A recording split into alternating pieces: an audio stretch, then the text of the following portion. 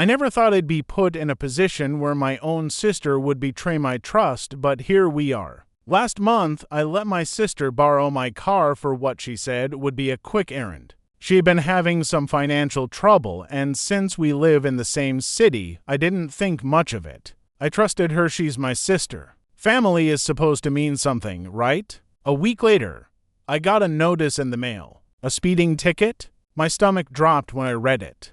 The time and location matched when she had my car. She had been going nearly 20 miles per hour over the limit in a school zone. Not only dangerous, but incredibly reckless. I called her immediately. At first, she tried to laugh it off, saying, "Oh, come on, it's just a ticket. It's not the end of the world." But when I told her the fine was almost $300, her tone shifted. Suddenly, it was my problem because the car is registered under my name. I told her calmly that she needed to pay it. She was the one driving. She broke the law. She should handle the consequences. But instead of agreeing, she snapped back. "Why are you making this such a big deal? You make more money than me. Just cover it. It's family." That's when something inside me snapped. I told her flat out, "If you don't pay this ticket, I'll have no choice but to report that you took the car without my permission, because I'm not about to let my license, insurance, and record take the hit for something you did."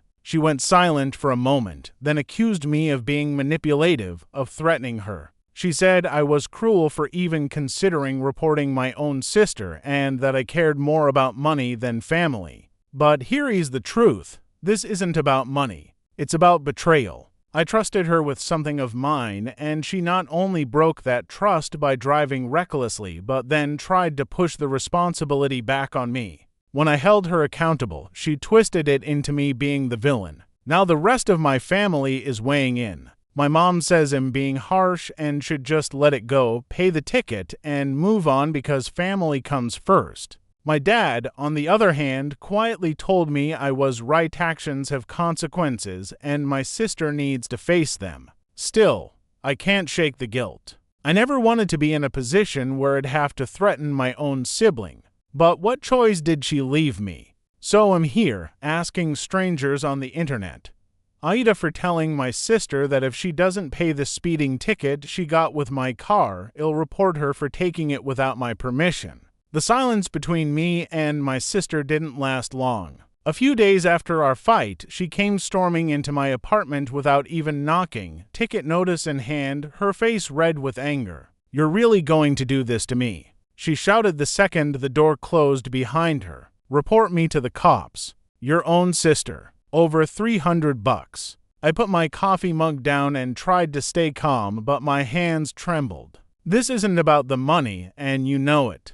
It's about responsibility. You got the ticket, you pay the ticket. She threw the paper down on the counter so hard it slid into my lap. "You don't get it. I don't have the money right now. But you do, and you'd rather humiliate me than help me." Her words stung. And maybe, deep down, part of me did want to shame her. Because the betrayal wasn't just about the ticket, it was about her expecting me to take the fall for her mistake, as if my trust was hers to abuse whenever she wanted. Our voices grew louder. Neighbors probably heard us. She accused me of being selfish, of thinking I was better than her just because I was more stable financially. I accused her of being reckless and manipulative. Finally, she screamed, "If you report me, you'll regret it. I swear, you'll lose me forever." And then she left, slamming the door so hard the frame rattled. The next few days were chaos. My mom called me in tears, begging me not to go through with the threat.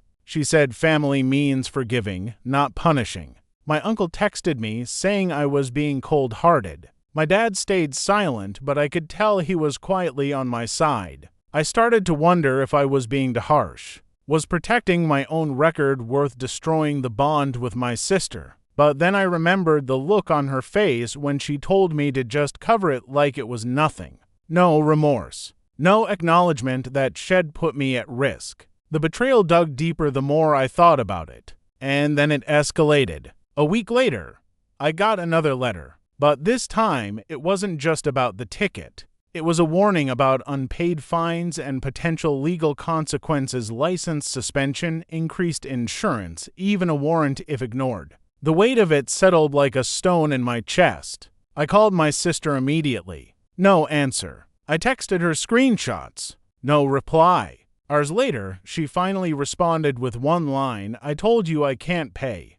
Do what you want." That's when I realized she wasn't just being careless, she was daring me. Testing me, seeing how far it'd go. I sat in my car for a long time that night, gripping the steering wheel so tight my knuckles turned white. I thought about all the times I'd bailed her out before, the unpaid credit card bill I quietly helped with, the time I lent her rent money she never returned, the countless lies I brushed off because she's family. And now, here I was, standing on the edge of losing her completely or losing myself by enabling her again. When I finally filed the report, my hands shook so badly I could barely hold the pen. The officer at the desk glanced at me with a mix of confusion and sympathy when I explained the situation. I told him everything, how she had borrowed the car, gotten the ticket, refused to pay, and left me holding the responsibility. He nodded slowly. "Happens more than you'd think," he said. "Family disputes are always the hardest." Walking out of the station, I felt both lighter and heavier. Lighter because I had done something to protect myself. Heavier because I knew the fallout would be nuclear. And I was right. Within hours, my sister blasted me on social media. She wrote a long, dramatic post about how her own blood had betrayed her, how I had ruined her life over a single mistake. Dozens of comments poured in, friends and extended family taking sides, some calling me cruel, others calling her irresponsible. That night, my phone didn't stop buzzing. My mom left voicemails sobbing, begging me to undo what had done. My aunt texted me paragraphs about forgiveness and compassion. My cousin said, honestly, she had it coming. But the one message that cut the deepest came from my sister herself. "Congratulations. You've destroyed this family. Hope you're happy." The ticket got resolved eventually. She was forced to pay after the report went through. But the damage didn't stop there. She refuses to speak to me now. At family gatherings, she won't look at me. The air between us is poisoned. And here I am, left wondering, did I actually betray her? Or did she betray me first by abusing my trust and expecting me to clean up her mess? Because the truth is, betrayal isn't always loud or dramatic. Sometimes it's a quiet choice, a refusal to take responsibility, a demand that someone else carry the weight. And sometimes the only way to stop being betrayed is to become the one who delivers the final cut.